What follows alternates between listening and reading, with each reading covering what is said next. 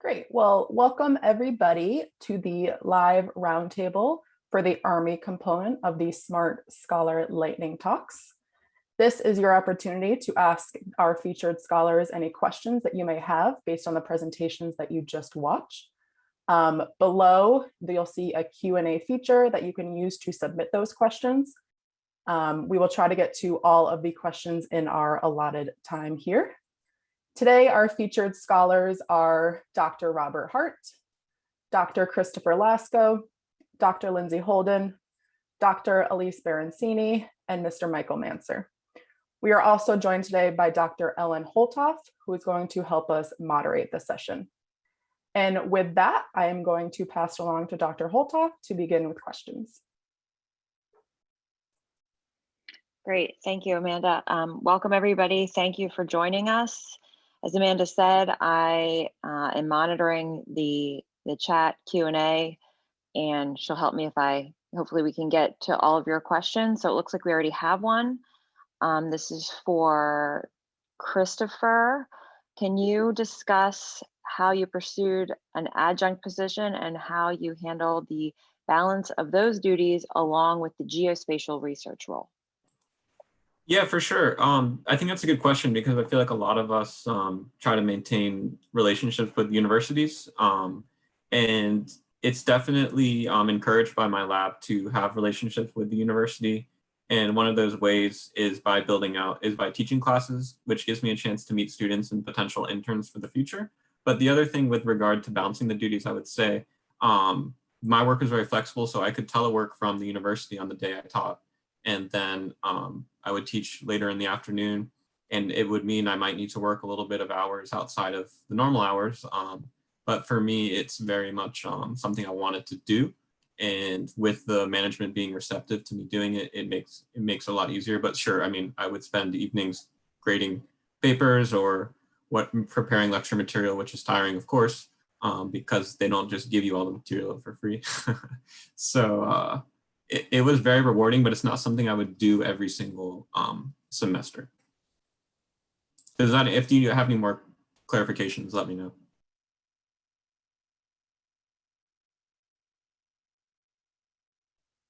All right, thank you. We have another question. This is for all of you. What is your advice for academic publishing while working for DoD? So I'll just go through you all. Let's start. You know what, Christopher, since you're still on my main screen, why don't you start with that question or your answer?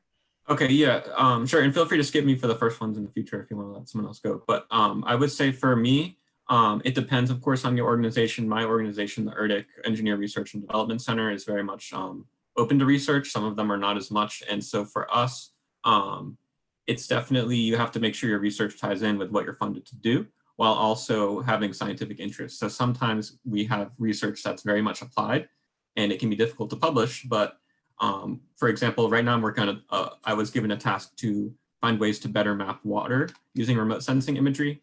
And I could have just done the task and it would have been kind of boring and mundane to use standard methods. But I said, let's try to get something we can publish. The team worked together and we created a new method for automating the training data to create this surface water map and then feed that into a machine learning classifier. So now we have something to publish. Of course, I would say the advice is to do it generally, to publish if you can, because it's a great way to build your CV, especially if in government, being that you don't have necessarily a lot to show, especially if you tend to work in more secret environments. So this is a tangible output. I'll let other people comment on it as well. All right, thanks, Christopher. Sorry to put you on the spot twice in a row there. All right, how about Robert? Any advice for academic publishing while working for DoD? Yeah, so I think one of the best opportunities is working on developing your own funding sources while working for the government. And what I mean by that is developing your own projects where you have some control over the scope. And that way you have control over the type of testing you're doing and the type of data that might be publishable. And one thing I've been able to do pretty regularly is in a very applied research lab where I work, or an engineering center, I'm able to do research where I can work on very specific applications for a ground vehicle. but also collect data that is general enough and basic enough that I can publish in different journals. Thank you. Thank you. Lindsay. Well, I'll piggyback off that answer. I think maybe thinking about your publishing goals at the start of a project. So if you're the one who's developing the project because you have, procured your own funding, or you have some sort of leadership role on a team, then you can decide early on, what can be published and, how to do that. I don't think there's really that much of a barrier. Truthfully, I know my organization, likes to see that we, publish our own reports and our technical documents, but also to put it out into the peer-reviewed literature, because it's a different audience, and that audience, external to DoD, also wants to see the types of things that we work on. Of course, there's classified versus unclassified, but a lot of things that are in the unclassified space, it's not a stretch to get them out into the peer-reviewed publications. And even in classified space, there may be portions of what you might work on that could be published. Over. Thanks, Lindsay. Elise, how about you? Any advice? Yeah, can you hear me okay? Yes, sound great. Okay.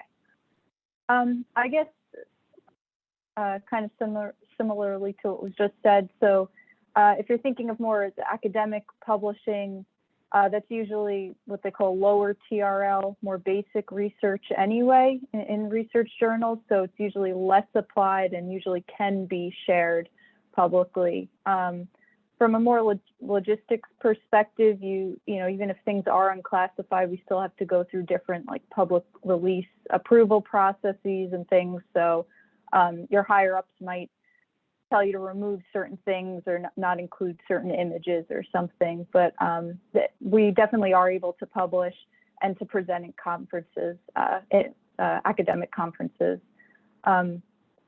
This isn't, I guess, academic publishing, but if you have things that are, maybe unclassified but can't be distributed for public release, there are portals and avenues to publish it just within the DoD.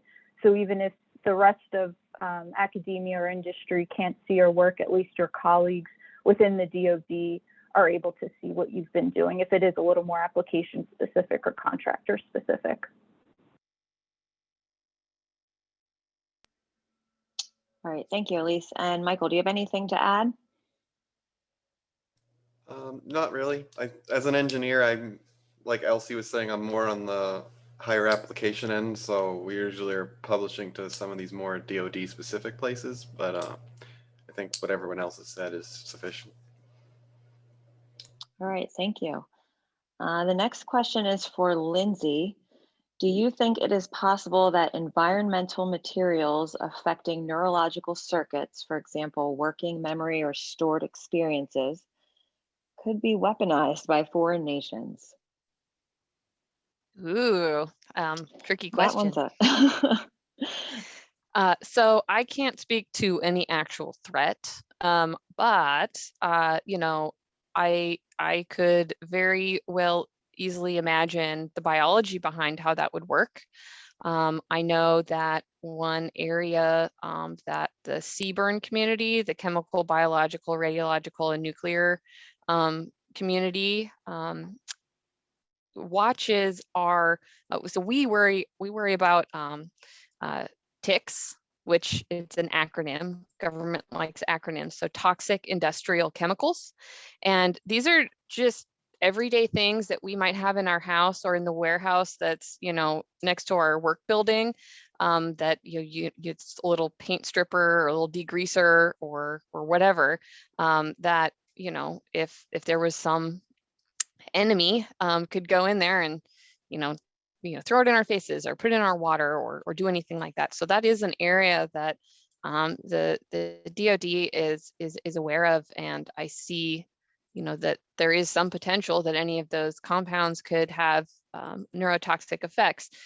One of the, in my mind, cool unknowns is that we have some very good data on very specific chemicals that we know are neurotoxic. So for example, we know that exposure to lead can cause neurological deficits, but most chemicals or compounds, and I'm saying most, I mean most, are never assessed for neurotoxic potential.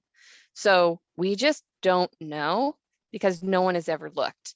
And on the one hand, we don't have a lot of evidence that things are acutely neurotoxic and, making people lose all of their memories or have convulsions. But on the other hand, we don't know if there are any minor effects that could be impacting mood, memory, learning, behavior, anything like that, so any of our sensory experiences through neurological mechanisms. So it's a really interesting idea. I think it's not too far-fetched, but can't comment on the threat. I can comment on the plausibility. Over. Good answer. One more question for you, Lindsay. What type of in silico methods do you use for your research? And there's a second part, I guess, for incoming smart scholars, I guess, that may be interested in your area of work. What applications would you suggest being proficient in? Okay, so in my group specifically, in silico methods we use are largely QSAR related, so quantitative structure activity relationship algorithms. So essentially it will take a chemical or compound, break it down into its component parts, and then use a library of data.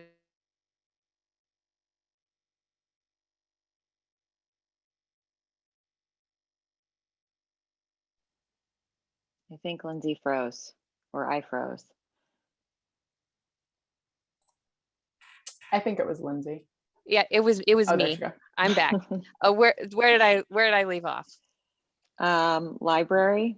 Great. Okay, got it. Component parts. Okay, so QSAR modeling, quantitative structure activity relationship that breaks down compounds into their component parts, and then uses known data about the component parts to estimate the potential physical and chemical properties of a compound. And then we can use those physical and chemical properties to predict environmental effects, health effects, things like that.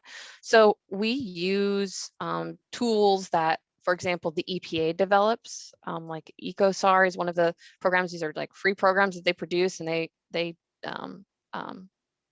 develop the databases behind the models, as well as we use proprietary software that we purchase from companies that does modeling.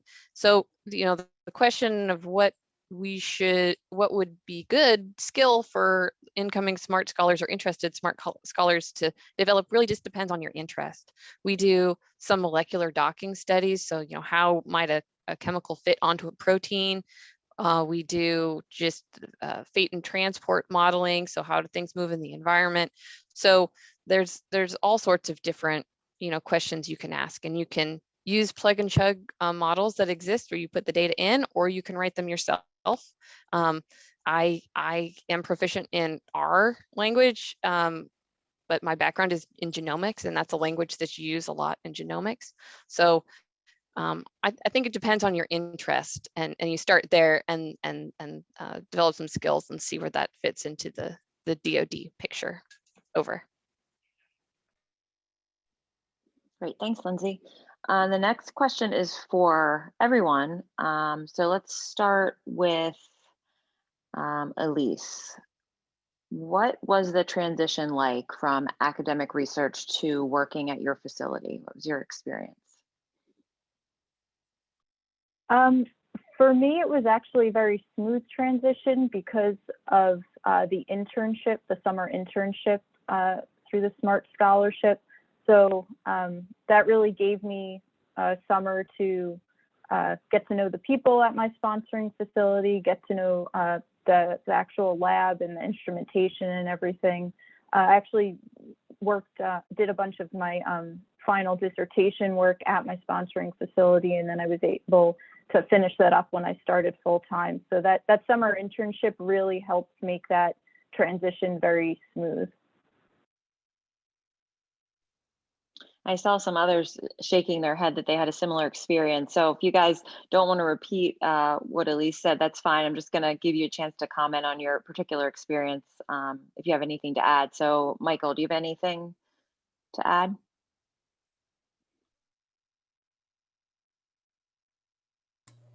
No, not really. I think it was also relatively smooth because of those internships. I will say that at least where I work within the Army, we had like a cohort program. So kind of in between the transition, I was able to kind of see a bunch of different teams at the Soldier Center.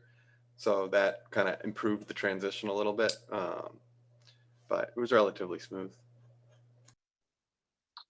Lindsay, anything to add?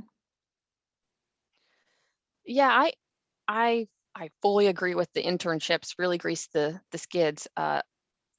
On the other hand, I would say one of the biggest challenges for actually making that transition is that all of a sudden you are an independent professional. So you don't have the same type of support that you have when you're a graduate student. That's just the nature of moving along in your career.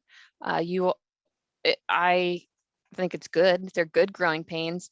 You just have to navigate those, especially Robert mentioned this earlier. If you're getting your own funding streams, that's its own challenge that you have to find where does it fit within mission space of, what my group does, who out there, wants to pay for this, how do I make sure that my voice is heard.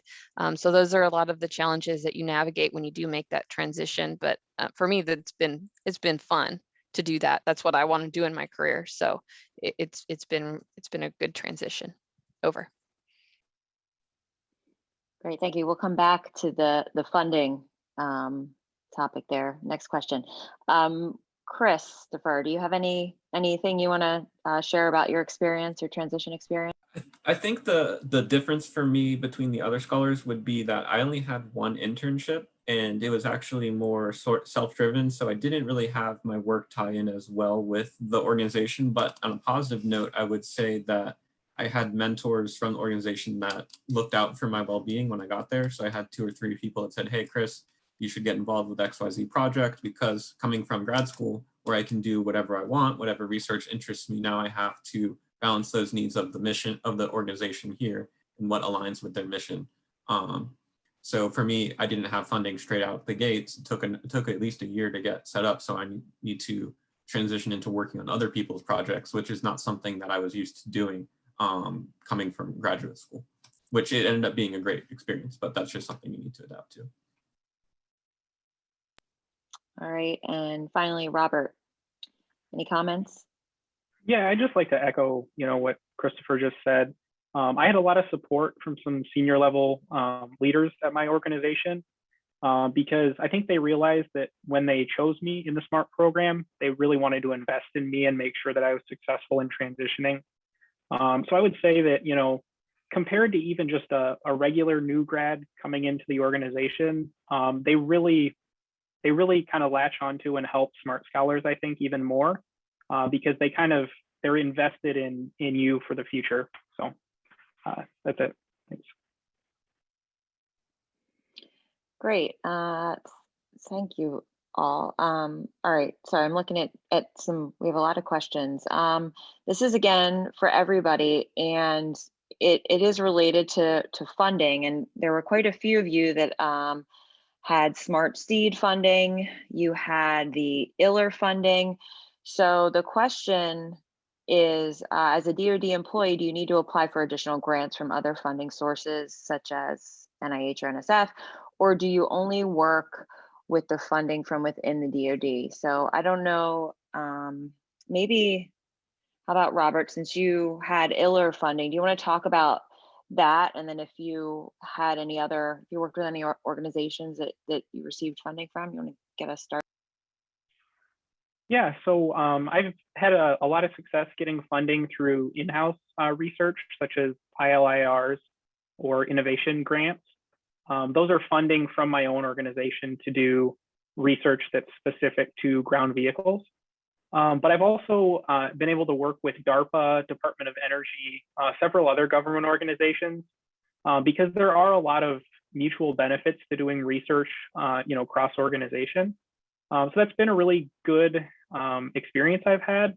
It's been a lot of networking, things like that, just kind of like you would do in a business world, but it's just working between different government agencies. Yeah, and DARPA, I think, is a big one for working with other organizations. Lindsay, how about you? Because you're not. I guess you're kind of. I see you as in a little bit different of a field. What is the health community? What are those opportunities to get funding from other sources? That's a good question. In the federal government, the color of money is really important. So, who is paying for what? And my organization, the Army Public Health Center, we are not a research organization. We do not do research. We do testing. We do method development. We do lots of really cool science, but the way you actually define what you're doing can change the types of organizations you can receive funding from. So if we have external sources of funding, they're often internal DoD funding across services. So we're an Army component right now, but we also work with the Navy and Air Force quite a bit. But we can also apply for NIH funding if one of the RFPs or requests for proposal from the NIH was aligned with our mission. So it really just depends on what questions that you want to ask in your own lab and how that aligns with your organization's mission, and then funding. And each organization's funding is really set up differently. Whether or not you have some sort of a organizational requirement to procure research dollars to support your mission, or if you have essentially mission funding that comes from big DoD to support your organization. So the answer is sometimes you need to go and get outside dollars, and sometimes you don't. Over. Thanks, Lindsay. Christopher, because you're at ERDC, are there typical external partners there that you seek funding from, or have you had any experience? Yeah, with seeking? I think I would say we do a little bit of work with right now. You don't have to apply for funding, so I'll make it clear for everyone, is at least for us, you don't have to apply for external funding. You can work on someone else's grant if you want to. But lately we've been applying for funding with NASA. There's a couple of projects that align with our mission and our expertise, but we also do work a lot with NGA and try to get funding from them. But a lot of the funding is internal as well. And that's what I really like about government, is you can apply for funding internally within DoD, as well as all the external grants that other professors can apply to, and you can collaborate with them if you want to, which I think is an advantage over government. And then the other thing is you don't have to have all of that money coming in all of the time, which can be very stressful, I think, as an academic. I know that's a little off topic, but I thought I'd throw it in there. All right, thank you. Michael or Elise, do you have anything to add? Michael? No? I see you shaking your head. Elise? No, not really. We also have the in-house research grant, the ILR, and like the others said, though, there are external things you can apply for, some multi-service research grants and things as well. All right, thank you. Let's see, I'm kind of skipping around here for those of you that typed questions, and I know we're getting short on time. This is for everyone. Elise, I'll start with you. How are you able to make your ideas, your research projects stand out amongst the rest of your colleagues? I know you've all been pretty successful in receiving kind of these internal grants and seed funding, but are you, how have you been successful in making your research stand out, show application, things of that nature? For me, a lot of it has been speaking with my colleagues and collaborating with them when appropriate, and choosing projects that complement their work when appropriate. So there are, I work on polymer electrolytes. There are other coworkers of mine who do research on other solid state electrolytes. So really just communicating with them and making sure that we're targeting different applications, different research routes. So I don't know, being able to stand out. It's not necessarily a competitive process, it's a collaborative process. So we want to stand out because we want to be doing individual work. We don't want the government to be funding the same thing twice. So really talking with people, talking with other people in your community, at the Navy, at the Air Force, and doing things that can collaboratively advance the science. Great, thank you. Michael, do you have anything to add? Yeah, I think that the collaborative piece that Elsie just mentioned is a big part of making it stand out. I also think that a really good way you can kind of make your ideas and projects stand out is like developing like really good communication skills. Because I think, at least that I've noticed at like where I work, there are some people that are really great at kind of selling their ideas, and there are other people that could use some like courses to improve it. So thinking ahead and getting those courses and getting into that mindset early on can be really beneficial. Because like we're all here to do good science and stuff, but at the same time, if we need funding, you kind of have to sell the science a little bit and make sure that the person that you're trying to convince that you have the right solution for understands that they really need this. But yeah. All right, thank you. Lindsay, do you have any additional comments on this question? Anybody? Robert? Chris, I see Lindsay shaking her head, so. Yeah, Robert? I would just like to add, one of the ways that I've been able to make my research stand out is to be able to communicate why it's important to the bigger picture. So if you can understand and communicate to people why the research you're doing is significant and the kind of impact it has, that's really how people start to notice what you're doing, I would say.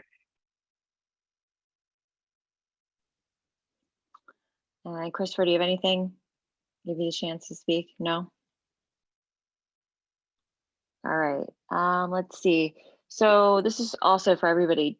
Did you, when connecting with your sponsoring facility, was that, what was the most difficult part in trying to find a good fit? Robert, do you want to start?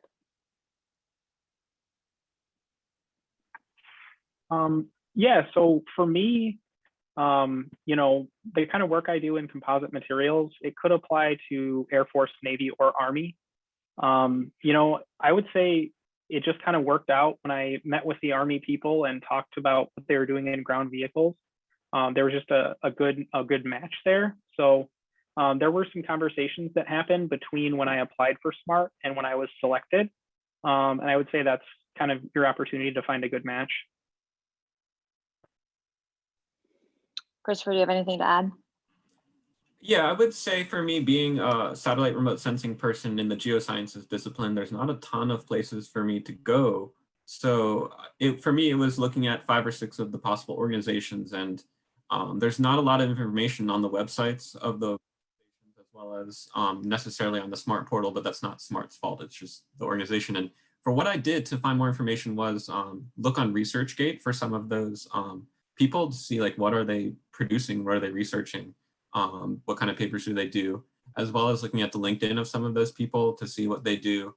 And then, of course, through the interviews to make sure you've prepared yourself with, because if a sponsoring facility is interested in you, they're going to do an interview and make sure you have questions ready to kind of understand what it is that they do and get a chance to make sure you can meet a team leader as well as scientists or technicians or engineers, not just the branch chief or just the division chief or whoever it is that you're interviewing with. Those are key, I think. Elise, do you have anything to add to your experience? I think, as was just mentioned, yeah, doing background digging into the work that's being done at the facility, it can take a little bit of Googling, but really trying to figure out, yeah, what papers are being published, what fields are being worked on. But during the interviewing process, you are able to ask questions and to get more detailed information. So that's good as well. Awesome. Lindsay and or Michael, any additional comments? I'll throw one more in there. I didn't have any existing connections to the DoD when I applied for the SMART program. Nobody at my institution had ever applied for it before. So I was kind of navigating murky waters. And I really I did the background research, narrowed down a list of these few organizations seem like they overlap with the bioscience, area. I'm doing genomics in my graduate program. How does that fit? And then really tailored my application and the essay that you write to kind of highlight how my research in graduate school could be applicable to the DoD and why it could be helpful. And I think that resonated. So that's, we kind of touched on this in other questions, but really being able to communicate what it is that you do and why it's important. And, just trying to connect with the right group, the right audience. That's sometimes people have connections and they know a facility and they already know a lab and they apply and they have, a little more of a straight shot. And sometimes it's a little more of a shot in the dark. Over.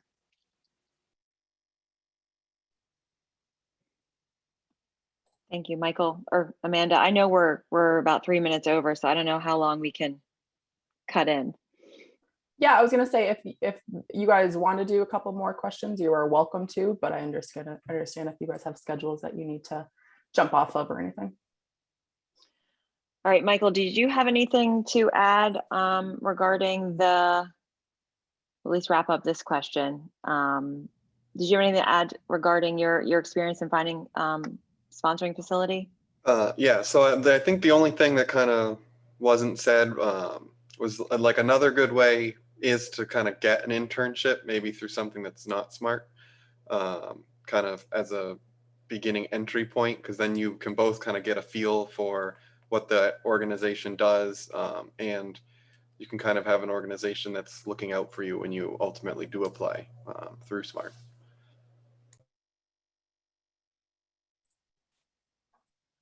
Great, thank you. Great, well, thank you everyone, scholars and Dr. Holthoff, for joining us for this live session. I know there were a lot of questions that we weren't able to get to. You are welcome if you want to put that in the Whova session chat. Some of our scholars here might be nice enough to go in and answer any extra questions that come up as well. We do have a little bit of a break, and then at 3:15 will be our lightning talk session with the Navy component. So you are welcome to come back for that. And again, thank you scholars for joining us, and thank you Dr. Holthoff for moderating for us today. Thank you so much.